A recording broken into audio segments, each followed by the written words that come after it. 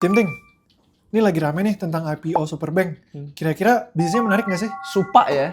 Ya, Langsung aja kita cek bareng-bareng. Let's think. Semua perusahaan kalau mau IPO itu wajib keluarin satu dokumen yang namanya prospektus. prospektus ini dapatnya di mana? Itu ada di e-IPO atau di sekuritas juga biasanya suka ada. Kita langsung aja buka yang merah. Ini lengkap isinya mulai dari pemegang sahamnya, harga IPO-nya sampai prospek ke depannya. Kalau kita lihat ya, penawaran masa umum itu bakal 10 sampai 15 Desember 2025.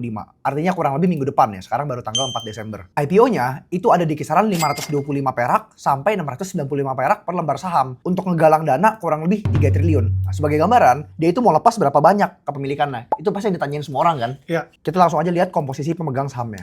Dia mau lepas kepemilikan kurang lebih 13% untuk menggalang dana 3 triliun. Jadi ini memang IPO jumbo ya. 13% untuk 3 triliun. Artinya kalau 100% itu kurang lebih valuasi market cap-nya sekitar 20-an triliun. ini galang dana buat apa sih? Tujuannya, kalau kita lihat, 70% itu akan digunakan untuk modal kerja. Jadi untuk nyalurin kredit lebih banyak lagi. 30% untuk capex mereka, ya bangun gedung ataupun bangun kantor segala macam. Jadi memang bisa dibilang untuk ekspansi. Nah, terus kinerjanya gimana? Kita langsung aja buka laba ruginya. Kalau kita lihat, omset ini cenderung naik nih. 2022 cuman 106 miliar. 2024 itu 743 miliar. Dan 2025 sampai bulan Juni aja udah 900 miliar. Jadi kalau dikesetahunin itu 1,8 triliun. Akhirnya dari yang mereka mencatat kerugian udah mulai mencatat untung. Ya, kurang lebih 40 miliar dalam 6 bulan pertama di 2025. Jadi market cap-nya sekitar 20 triliun, laba bersihnya 40 miliar. Jadi price to earning-nya sekitar 500 kali. Price to book kurang lebih sekitar 2,7 kali. Nah, itu kira-kira murah atau mahal sih? Oke, kalau kondisi saat ini tentu nggak murah ya, karena 500 tahun baru balik modal. Tapi ke depannya, kalau bisnis tersebut bisa bertumbuh, yang dimana mereka kan tumbuh